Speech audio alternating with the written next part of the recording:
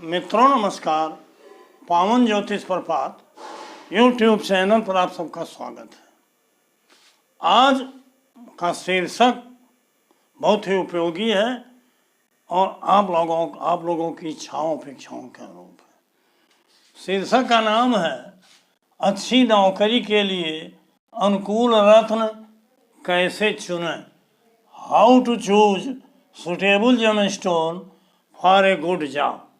जी हाँ मित्रों, सबके घर में शिक्षित हैं, बेरोजगार भी हैं, नौकरी प्रायः 80-75% घरों की डिमांड है और पढ़े लिखे नौजवान अच्छी नौकरी के तलाश में।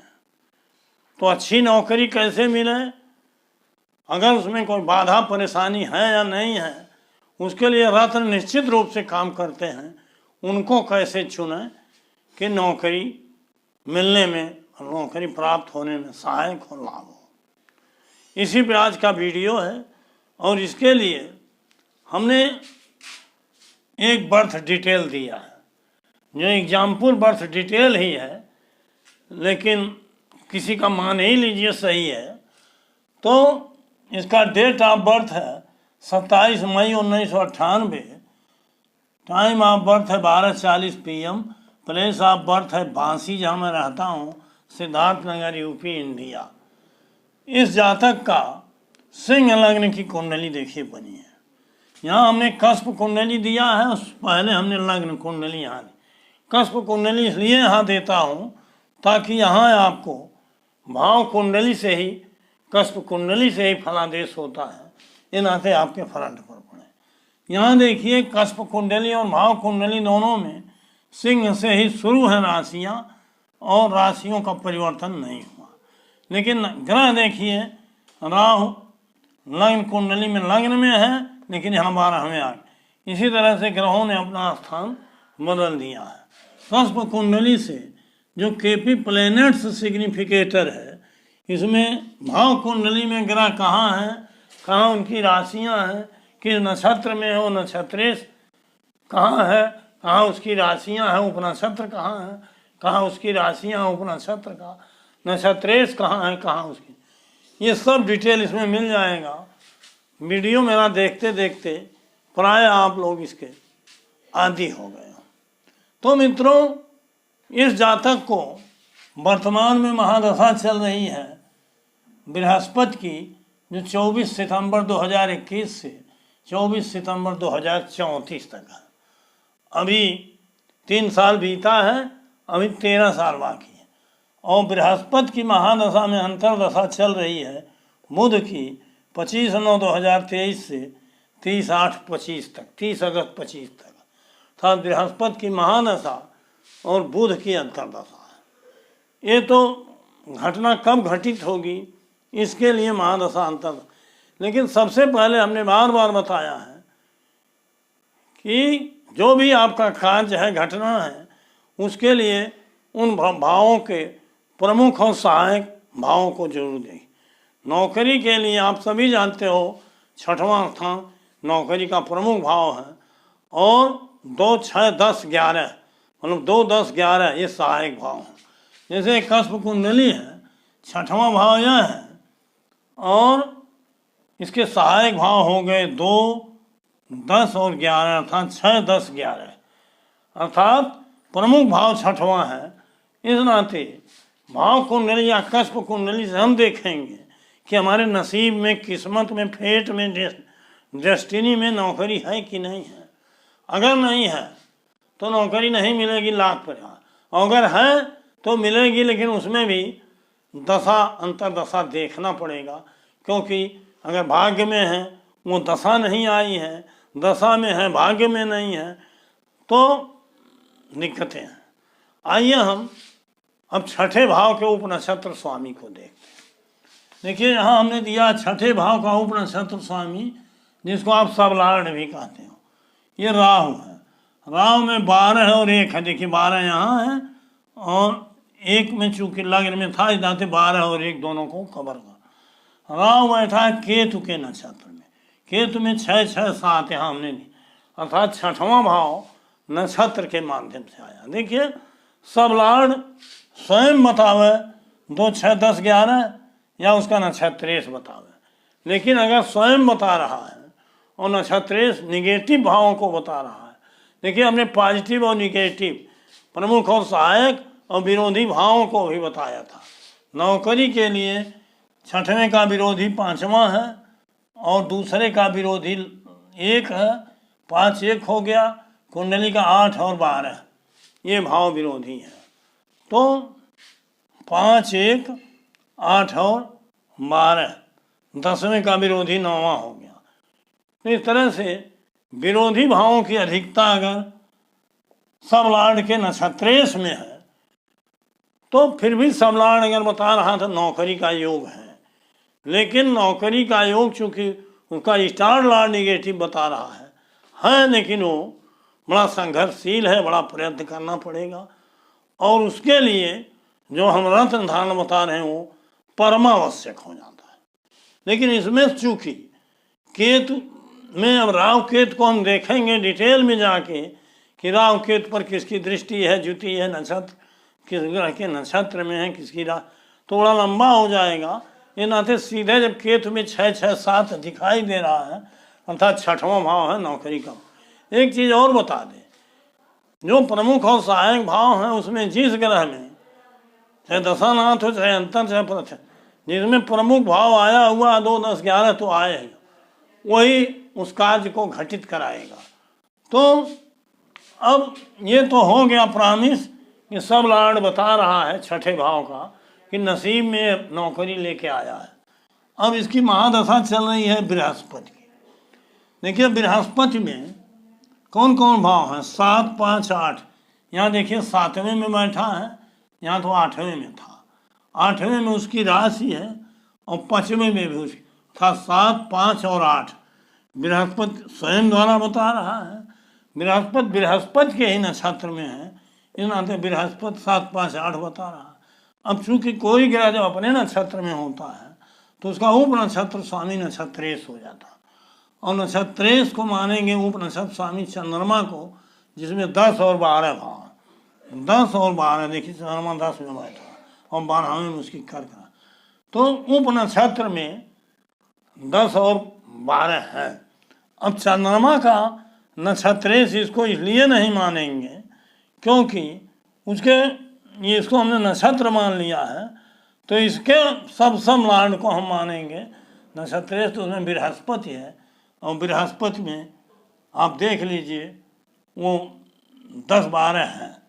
तो इस तरह से ये तो है, मैंने 6वां स्थान प्रॉमिस कर रहा है। अब बृहस्पति को हम देखेंगे कि बृहस्पति में कौन कौन से भाव, तो 10 है इसमें आ गया चंद्रमा में। तो बृहस्पति की दृष्टि भी आप देख लीजिए, बृहस्पति की दृष्टि यहाँ से आप देखोगे लग्न से तो द्वितीय भाव पर है, और तो 7 8 9 नहीं है लेकिन द्वितीय पर है। इस तरह से 2 और 10 बृहस्पति में आया है, लेकिन पर्याप्त नहीं है। 6वां नहीं आया, 11वां नहीं आया। इसका मतलब बृहस्पति तो अपने कालखंड में नौकरी देने के लिए तैयार है, लेकिन हमको उसके अंतरदशा को तलाशना है। अब अंतरदशा उसकी बुध की चल रही है। बुध में आप सीधे देखिए, ये बृहस्पति का सब लॉर्ड केतु है, यहाँ देख लीजिए। तो हम गलती से बृहस्पति बोल गए, सब लॉर्ड। यहाँ देखिए बुध की अंतरदशा चल रही है। बुध में 9 2 11 है। बुध कहाँ बैठा है? बुध देखिए 9वें भाव में आ गया है, द्वितीय में कन्या राशि, 11वें में मिथुन। तो बुध में 9 2 11 स्वयं द्वारा। इसका नक्षत्रेश शुक्र है जिसमें 8 3 10 है। शुक्र देखो 8वें आ गया है, लेकिन तृतीय में तुला है और 10वें में वृष, अर्थात शुक्र में 8 3 10 है। इसका उप नक्षत्रेश केतु है जिसमें 6 6 7 है। तो इस तरह से बुध में 2 11 और 10 6 आ गया, 2 6 10 11 सब आ गए हैं। मान लीजिए शुक्र में थोड़ा 8वां आया, संघर्ष तो चल ही रहा। तो इस तरह से बुध की अंतरदशा में इसको नौकरी मिलेगी। लेकिन हमने यहाँ बताया है कि थोड़ा राहु केतु की स्थिति नाजुक है और महादशानाथ उतना सबल नहीं है। इस नाते इसको अगर ये बृहस्पति या उससे रिलेटेड ग्रह का रत्न पहन लेता है तो बुध की अंतर्दशा जो है यह है 30-8-25 तक, जो 25-9-23 से साल भर से चल रही है। 30-8-25 तक बुध की अंतर्दशा में नौकरी लग जाएगी। तो इसको कौन सा रत्न धारण कराना, मेन हमारा है ग्रह और रत्न। तो रत्न तो हम बताएंगे, उसका लॉजिक भी बताएंगे, लेकिन आगे बढ़ने से पहले आपसे अनुरोध है कि अगर मेरे चैनल को अब तक सब्सक्राइब नहीं किया तो नीचे का सब्सक्राइब बटन पुश करिए, बगल में बेल आइकन आती है उसे पुश करके ऑल के बटन पर क्लिक कर दीजिए ताकि प्रत्येक वीडियो का नोटिफिकेशन शीघ्र आप तक पहुंच जाए। वीडियो पसंद आवे तो लाइक करिए, मित्रों को शेयर करिए और एक प्यारा कमेंट दीजिए। आपका कमेंट का मैं जवाब देता हूं, जिसके साक्षी आप लोग हैं।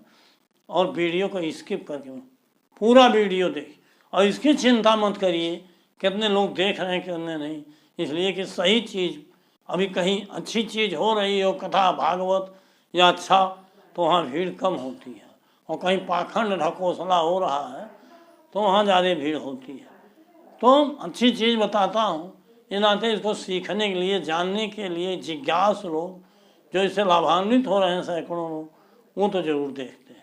आप भी देखोगे। पहले भी हमने बताया था कि एक्सीडेंट के नाते थोड़ा चैनल फ्रीज हो गया था।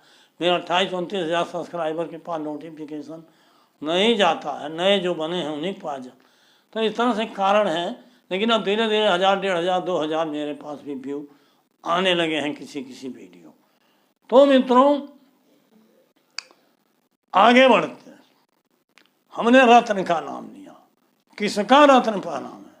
बृहस्पति की महादशा है।